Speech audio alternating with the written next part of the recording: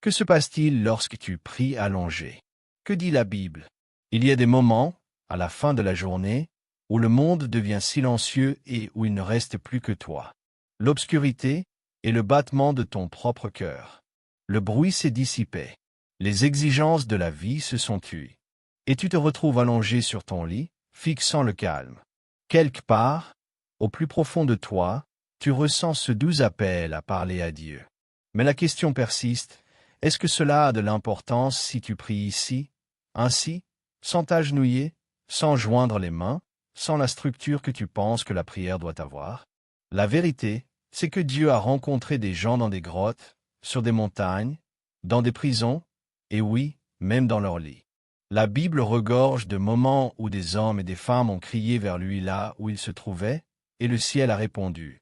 Ce n'a jamais été une question d'endroit, mais de cœur. Pourtant, il y a une autre vérité que nous ne pouvons pas ignorer. Le confort de notre lit peut être à la fois une bénédiction et un piège. Dans ces heures silencieuses, ton cœur peut brûler de passion pour Dieu ou sombrer dans un sommeil spirituel, bien plus dangereux que le sommeil physique. Tu peux te dire, je prierai quand je me lèverai. Demain sera un meilleur moment. Mais le temps n'est pas garanti. La vie est fragile. L'éternité est réelle. Et il y a un combat pour ton âme qui ne dort pas quand toi tu dors. C'est pourquoi ce que tu fais dans ces moments compte plus que tu ne le penses. Parce que la prière que tu murmures ce soir, avant que tes yeux ne se ferment, pourrait être celle qui change tout. Elle pourrait être celle qui atteint le trône du ciel, change le cours de ta vie et inscrit ton nom dans le livre de vie de l'agneau. Alors, si tu es allongé dans ton lit en ce moment, le cœur ému, l'âme éveillée, n'attends pas. C'est un terrain saint. Dieu écoute. Et la seule question qui reste est, parleras-tu? Numéro 1. Dieu voit le cœur avant que les genoux ne se plient. Bien avant que ton corps prenne une position de prière, ton cœur se tient déjà devant Dieu. La Bible nous dit dans le premier livre de Samuel, chapitre 16, verset 7, « L'Éternel ne considère pas ce que l'homme considère. L'homme regarde à l'apparence extérieure, mais l'Éternel regarde au cœur. » Tu pourrais t'agenouiller pendant des heures, joindre parfaitement les mains et prononcer les mots les plus éloquents. Mais si ton cœur est distant, ta posture ne signifie rien. Et tu pourrais être allongé sur ton lit, les yeux lourds de sommeil, murmurant le cri de ton cœur, et le ciel le recevrait comme si tu étais à l'autel. Dieu a toujours recherché la sincérité plutôt que la cérémonie. David l'a compris lorsqu'il a écrit « Les sacrifices de Dieu sont un esprit brisé, un cœur brisé et contrit. Ô Dieu, tu ne le méprises pas. » Le mot contrit signifie un cœur humble, repentant et pleinement conscient de son besoin de Dieu. C'est cela qui émeut le ciel, non pas la position du corps, mais la position de l'âme. Pense au voleur sur la croix, à côté de Jésus. Il ne pouvait pas s'agenouiller. Il ne pouvait pas lever les mains. Et il ne pouvait certainement pas entrer dans un temple. Mais, depuis son lieu de souffrance, il tourna son cœur vers le Sauveur et dit, « Seigneur, souviens-toi de moi. » Et Jésus lui répondit, « Aujourd'hui, tu seras avec moi dans le paradis. » Ce moment prouve quelque chose de puissant. Ton environnement ne peut pas limiter la portée de Dieu, et ta posture ne peut pas restreindre sa miséricorde. Quand tu es allongé et que tu pries, Dieu ne cherche pas la scène parfaite. Il cherche le cri sincère. Il veut les mots qui jaillissent de ton esprit quand personne d'autre n'écoute. Il veut la confession que tu as eu honte de prononcer à voix haute en public. Il veut la gratitude qui monte en toi lorsque tu réfléchis aux bénédictions que tu ne mérites pas. Alors, la prochaine fois que tu penses que ta prière ne compte pas parce que tu n'es pas agenouillé dans une église, souviens-toi de ceci. Dieu connaissait tes pensées avant même que tu ne les formes en mots. Il a vu le désir dans ton cœur avant que tes lèvres ne bougent. Et si la partie la plus profonde de toi s'élève vers lui, tu as déjà fait le pas le plus important, celui qu'aucune posture ne peut remplacer. Numéro 2, le pouvoir caché des prières de la nuit. Il y a quelque chose de sacré dans la nuit. Quand le monde dort et que le silence t'enveloppe, le ciel semble plus proche. David l'a bien compris lorsqu'il a écrit « Lorsque je me souviens de toi sur mon lit, je médite sur toi pendant les veilles de la nuit. » Psaume 63. Les prières nocturnes portent un poids, une profondeur de vulnérabilité que les prières du jour n'ont pas toujours. Elles viennent lorsque tu es dépouillé de ton agitation, lorsque tu ne peux plus te cacher derrière les horaires et les distractions. Jésus lui-même priait la nuit, se retirant souvent dans des lieux solitaires, à l'abri des regards. Dans l'Évangile selon Luc, chapitre 6, verset 12, on le voit passer toute la nuit en prière avant de prendre une décision importante. Le jardin de Gethsémani fut aussi une prière nocturne, remplie de larmes et d'angoisse, mais également d'une totale soumission à la volonté du Père. L'obscurité de la nuit reflète souvent les combats spirituels que nous affrontons. Mais c'est dans ces heures que la prière devient une torche qui perce les ténèbres. Quand tu pries dans ton lit la nuit, tu entres dans la lignée des guerriers de la foi qui ont rencontré Dieu dans le silence. Jacob a lutté avec l'ange jusqu'à l'aube. Samuel a entendu la voix de Dieu l'appeler durant la nuit. Paul et Silas ont chanté des hymnes à minuit, et les chaînes de la prison sont tombées. La prière nocturne est souvent le berceau des percées spirituelles. Dans ces heures calmes, ta prière peut être brute, sans artifice. Il n'y a pas de public, pas besoin d'impressionner. Tu peux murmurer tes peurs, déverser tes regrets et confesser ce que tu as enfoui profondément. Tu peux parler à Dieu comme un enfant parle à son père, sachant que ses oreilles te sont ouvertes. Mais les prières nocturnes ont aussi une autre dimension. Elles gardent ton esprit. Le psaume 91 parle de la terreur de la nuit dont Dieu nous protège. Lorsque tu termines ta journée par la prière, tu enveloppes ton esprit et ton âme dans sa présence, fermant la porte à l'anxiété, à la peur et aux attaques spirituelles. Tu ne fais pas que parler à Dieu. Tu fortifies ton esprit avant de te reposer. Alors, quand tu t'allonges ce soir, ne vois pas cela comme la fin de ta journée, mais comme le début d'une rencontre sacrée. Chaque mot que tu prononces dans cette obscurité a le pouvoir de toucher le ciel et de changer la terre. Et parfois, la prière que tu fais avant de t'endormir sera celle que Dieu exaucera avant le matin. Numéro 3. Quand le confort devient un piège spirituel. Ton lit peut être l'un des endroits les plus confortables sur terre. L'oreiller moelleux, la couverture chaude, le parfum familier du repos. Tout cela t'invite à la détente. Et le repos est un don de Dieu. Mais la Bible avertit aussi que le confort peut nous endormir dans une sorte de sommeil spirituel dangereux. Le livre des Proverbes, chapitre 6, versets 9 à 11, dit « Jusqu'à quand, paresseux, resteras-tu couché? Quand te lèveras-tu de ton sommeil? Un peu de sommeil, un peu d'assoupissement, un peu croiser les mains pour dormir, et la pauvreté te surprendra comme un rôdeur, et la disette comme un homme en armes. » Ce passage ne condamne pas le repos physique. Il nous avertit contre la lente dérive vers la paresse spirituelle. Tout comme un voleur entre sans qu'on s'en rende compte, le déclin spirituel s'installe lorsque ton cœur devient trop à l'aise. Tu peux encore prier dans ton lit, mais si ton esprit est à moitié endormi et ton âme distraite, tes paroles peuvent devenir de simples échos vides au lieu d'offrandes brûlantes devant Dieu. Dans l'Apocalypse, chapitre 3, versets 15 et 16, se trouve l'un des messages les plus graves de Jésus. « Je connais tes œuvres. Tu n'es ni froid ni bouillant. Puisses-tu être froid ou bouillant? Ainsi, parce que tu es tiède, je te vomirai de ma bouche. » La foi tiède n'est quand nos cœurs sont trop confortables pour être touchés. Nous ne rejetons pas Dieu, mais nous ne cherchons pas non plus à le connaître vraiment. Le confort devient un piège lorsqu'il enlève à nos prières leur urgence. Il nous fait croire que demain viendra toujours, que nous pourrons parler à Dieu plus tard. Mais la vérité, c'est que plus tard n'est pas promis. Nous ne sommes pas assurés d'un autre lever de soleil.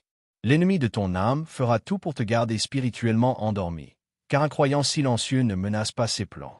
Cela ne veut pas dire que tu ne peux pas prier allongé, mais cela veut dire que tu dois veiller à ce que la posture de ton corps ne dicte pas la passion de ton esprit. Que ta prière dans le lit soit vivante, éveillée et remplie. Qu'elle ait le même poids que si tu te tenais dans le lieu le plus sacré sur terre. La différence entre un repos spirituellement dangereux et un repos spirituellement puissant réside dans la posture de ton âme. L'un t'endort dans l'apathie, l'autre te rafraîchit dans la présence de Dieu.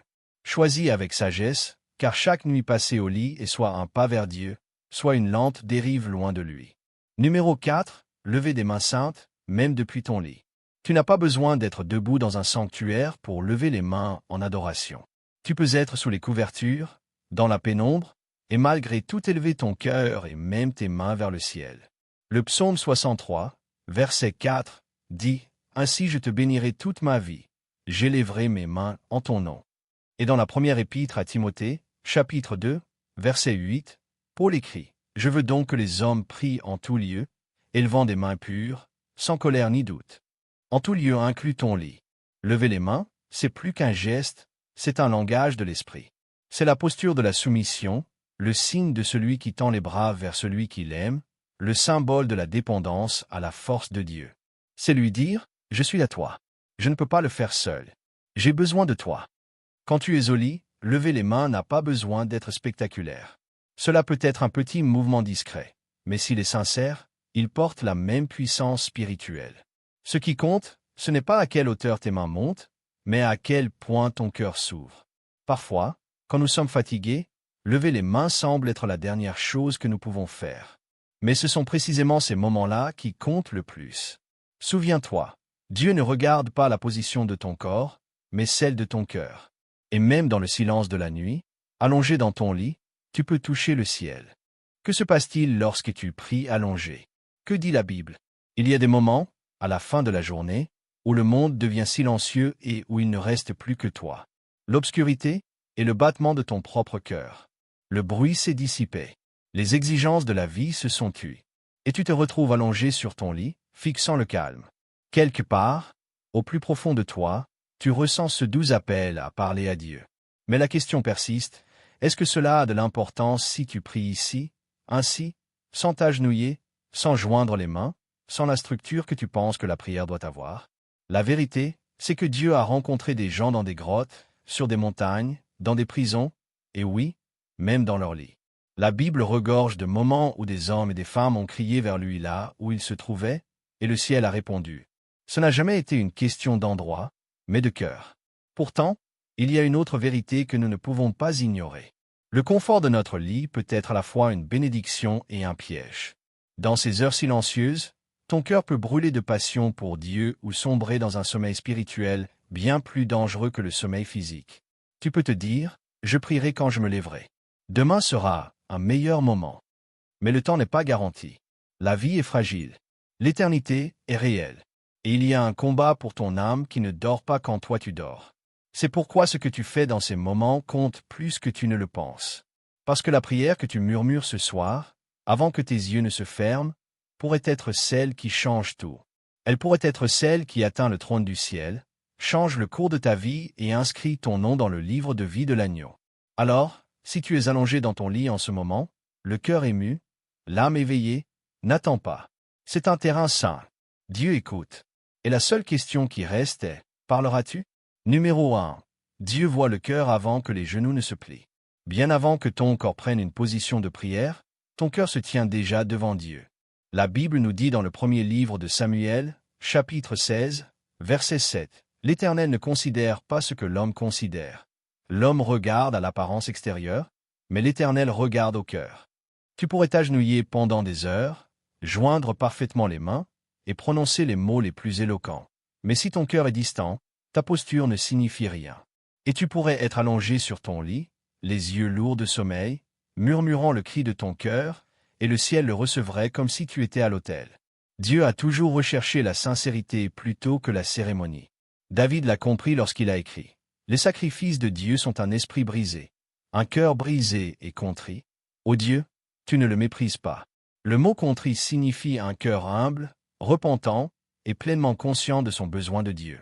C'est cela qui émeut le ciel, non pas la position du corps, mais la position de l'âme.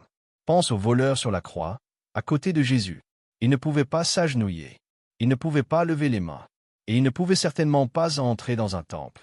Mais, depuis son lieu de souffrance, il tourna son cœur vers le Sauveur et dit, « Seigneur, souviens-toi de moi. » Et Jésus lui répondit, « Aujourd'hui, tu seras avec moi dans le paradis. » Ce moment prouve quelque chose de puissant. Ton environnement ne peut pas limiter la portée de Dieu, et ta posture ne peut pas restreindre sa miséricorde. Quand tu es allongé et que tu pries, Dieu ne cherche pas la scène parfaite. Il cherche le cri sincère. Il veut les mots qui jaillissent de ton esprit quand personne d'autre n'écoute. Il veut la confession que tu as eu honte de prononcer à voix haute en public. Il veut la gratitude qui monte en toi lorsque tu réfléchis aux bénédictions que tu ne mérites pas. Alors, la prochaine fois que tu penses que ta prière ne compte pas parce que tu n'es pas agenouillé dans une église, souviens-toi de ceci. Dieu connaissait tes pensées avant même que tu ne les formes en mots. Il a vu le désir dans ton cœur avant que tes lèvres ne bougent. Et si la partie la plus profonde de toi s'élève vers lui, tu as déjà fait le pas le plus important, celui qu'aucune posture ne peut remplacer. Numéro 2. Le pouvoir caché des prières de la nuit. Il y a quelque chose de sacré dans la nuit. Quand le monde dort et que le silence t'enveloppe, le ciel semble plus proche. David l'a bien compris lorsqu'il a écrit « Lorsque je me souviens de toi sur mon lit, je médite sur toi pendant les veilles de la nuit. » Psaume 63. Les prières nocturnes portent un poids, une profondeur de vulnérabilité que les prières du jour n'ont pas toujours. Elles viennent lorsque tu es dépouillé de ton agitation, lorsque tu ne peux plus te cacher derrière les horaires et les distractions. Jésus lui-même priait la nuit, se retirant souvent dans des lieux solitaires, à l'abri des regards. Dans l'Évangile selon Luc, chapitre 6, verset 12, on le voit passer toute la nuit en prière avant de prendre une décision importante. Le jardin de Gethsémane fut aussi une prière nocturne, remplie de larmes et d'angoisse, mais également d'une totale soumission à la volonté du Père. L'obscurité de la nuit reflète souvent les combats spirituels que nous affrontons. Mais c'est dans ces heures que la prière devient une torche qui perce les ténèbres.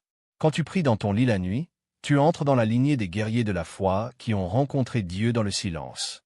Jacob a lutté avec l'ange jusqu'à l'aube.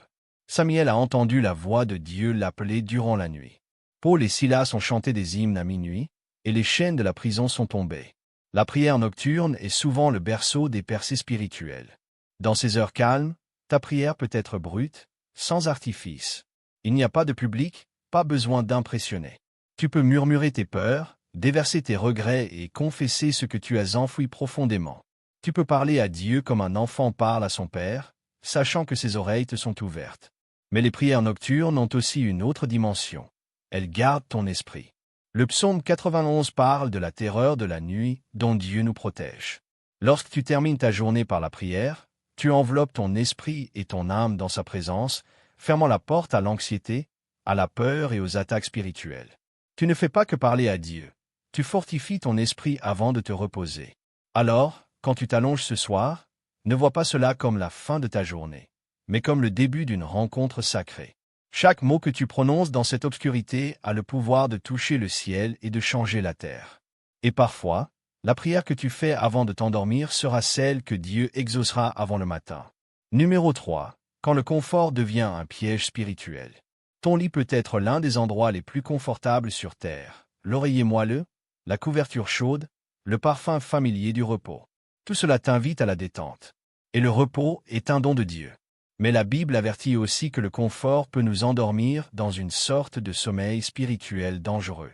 Le livre des Proverbes, chapitre 6, versets 9 à 11, dit « Jusqu'à quand, paresseux, resteras-tu couché?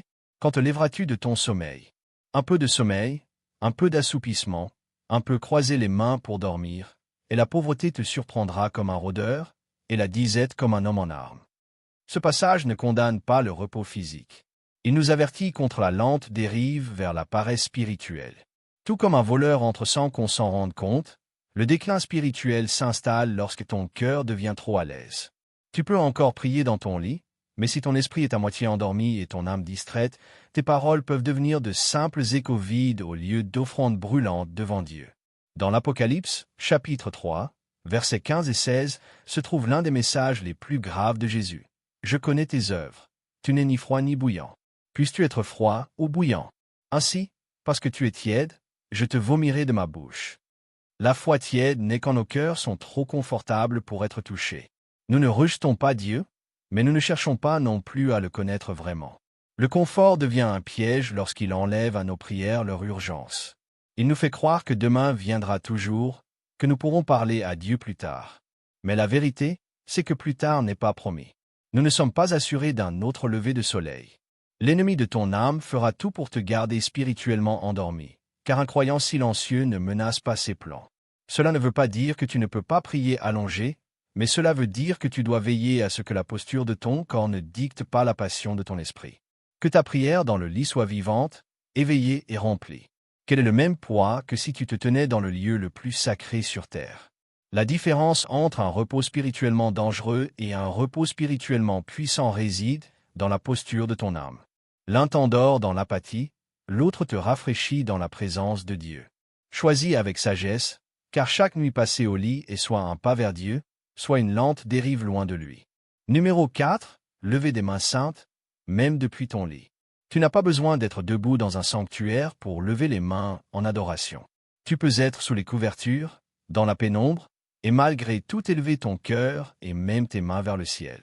Le psaume 63, verset 4, dit « Ainsi je te bénirai toute ma vie, j'élèverai mes mains en ton nom. » Et dans la première épître à Timothée, chapitre 2, verset 8, Paul écrit « Je veux donc que les hommes prient en tout lieu, élevant des mains pures, sans colère ni doute. » En tout lieu inclut ton lit. Lever les mains, c'est plus qu'un geste, c'est un langage de l'esprit. C'est la posture de la soumission, le signe de celui qui tend les bras vers celui qu'il aime, le symbole de la dépendance à la force de Dieu. C'est lui dire « Je suis à toi. Je ne peux pas le faire seul. J'ai besoin de toi. » Quand tu es au lit, lever les mains n'a pas besoin d'être spectaculaire.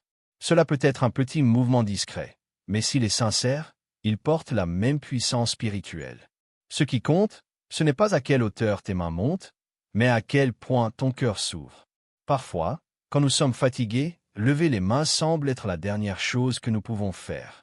Mais ce sont précisément ces moments-là qui comptent le plus. Souviens-toi, Dieu ne regarde pas la position de ton corps, mais celle de ton cœur. Et même dans le silence de la nuit, allongé dans ton lit, tu peux toucher le ciel. Pense à Moïse lors de la bataille contre Amalek dans le livre de l'Exode, chapitre 17. Tant que ses mains restaient levées, les Israélites l'emportaient. Lorsque ses bras se fatiguaient, Aaron et Hur vinrent les soutenir. Cette histoire nous enseigne que des mains levées dans la prière ont un véritable impact spirituel, même lorsque nous sommes épuisés. Dans le calme de la nuit, lever tes mains depuis ton lit peut devenir une déclaration silencieuse adressée au monde invisible. J'appartiens au Seigneur. Mon espérance est en lui. Mon adoration ne sera pas réduite au silence par la fatigue. Et lever les mains n'est pas seulement un geste de louange, c'est aussi un geste pour recevoir. Imagine-toi comme un enfant levant les bras pour que son père le prenne dans ses bras. C'est exactement ce qui se produit lorsque tu lèves tes mains dans ton lit. Tu invites Dieu à s'approcher, à te couvrir de sa présence, à verser sa paix sur toi avant que tu ne t'endormes. Même si personne ne le voit, même si cela ne dure que quelques instants, lever des mains saintes dans ton lit peut transformer une nuit ordinaire en une rencontre sacrée. Cela peut transformer ta chambre en autel et ton repos en un acte d'adoration. Numéro 5. L'urgence de la prière immédiate. Il existe un mensonge dangereux que l'ennemi aime murmurer. Tu peux prier plus tard.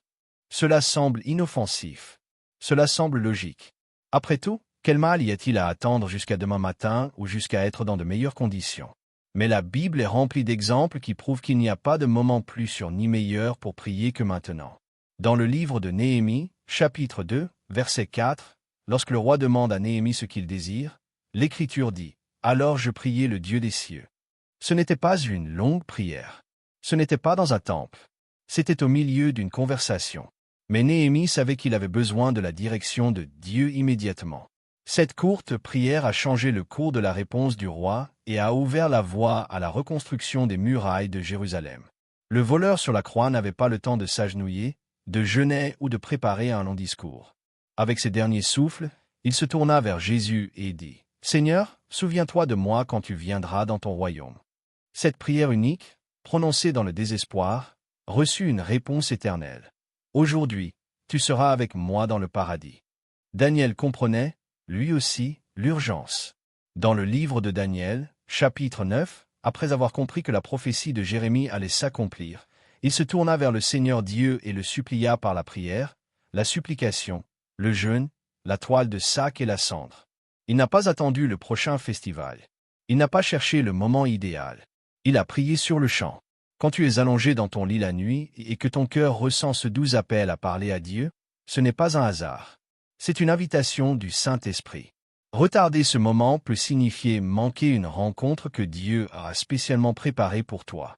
Parfois, la prière que tu ressens au milieu de la nuit ne te concerne même pas directement. C'est peut-être une intercession urgente pour la vie de quelqu'un d'autre, une mission de sauvetage spirituel à laquelle Dieu t'appelle. Le danger de reporter la prière, c'est que la vie est imprévisible. Le livre des Proverbes, chapitre 27, verset 1, nous avertit. Ne te vante pas du lendemain. car tu ne sais pas ce qu'un jour peut enfanter. Nous n'avons aucune garantie d'une autre chance, d'un autre souffle, d'un autre moment de silence. La prière n'est pas seulement une conversation avec Dieu, c'est un acte d'obéissance. Lorsque Dieu t'appelle à prier, le bon moment, c'est toujours maintenant. Alors, si tu ressens l'appel à prier, que tu sois allongé dans ton lit, marchant dans la rue ou assis à ton bureau, n'attends pas. Le ciel écoute en temps réel, et tes paroles peuvent déclencher la puissance de Dieu de façon que tu ne verras peut-être jamais pleinement de ce côté de l'éternité. Numéro 6. Combattre les batailles spirituelles de la nuit. La nuit peut être un temps de profond repos ou un moment de guerre spirituelle intense. Pendant que tu dors, la vie continue dans le monde invisible. La Bible révèle que nous ne luttons pas contre la chair et le sang, mais contre les principautés, contre les puissances, contre les dominateurs des ténèbres de ce siècle. Les ténèbres ne sont pas seulement une image poétique, c'est une réalité. Le psaume 91 parle de la terreur de la nuit dont Dieu protège ses enfants. Ces terreurs ne prennent pas toujours la forme d'un danger physique. Elles peuvent se manifester sous forme d'anxiété, de peur, de cauchemars, de pensées oppressantes ou de soudains sentiments de désespoir. La nuit est souvent le moment où l'ennemi tente d'attaquer ton esprit, car c'est à ce moment que tu es le plus calme et le moins distrait. Mais la prière, dans ton lit, peut transformer cette vulnérabilité en victoire. Lorsque tu prononces la parole de Dieu dans le silence de la nuit, tu ne fais pas que te réconforter. Tu déclares la vérité dans le domaine spirituel. Quand Jésus fut tenté dans le désert, il ne discuta pas avec le diable selon la logique humaine. Il cita les Écritures. Cette même arme est entre tes mains ce soir. Pense à Paul et Silas dans le livre des Actes, chapitre 16. À minuit, battus et enchaînés, ils priaient et chantaient des hymnes à Dieu. Le résultat, un tremblement de terre secoua la prison, les portes s'ouvrirent et les chaînes tombèrent. Minuit n'est pas seulement une heure sur une horloge. C'est le symbole des moments les plus sombres de la vie. Et c'est dans ces moments que la prière peut briser des chaînes dont tu ignorais même l'existence. Tu peux livrer des combats spirituels depuis ton lit, en priant pour ta maison, ta famille, ta santé, ton avenir. Tu peux repousser la peur au nom de Jésus, déclarer la paix sur ton esprit et inviter le Saint-Esprit à remplir chaque recoin de ta chambre. Tu n'as pas besoin d'élever la voix pour que ta prière soit puissante. L'autorité dans la prière vient de la foi, pas du volume. L'ennemi veut que la nuit lui appartienne, mais l'enfant de Dieu sait que la nuit brille comme le jour, que les ténèbres et la lumière sont pareilles pour le Seigneur, comme le dit le psaume 139, verset 12. Quand tu pries dans ton lit, tu revendiques la nuit comme territoire de Dieu, et tu te reposes sous sa protection tandis que les anges montent la garde.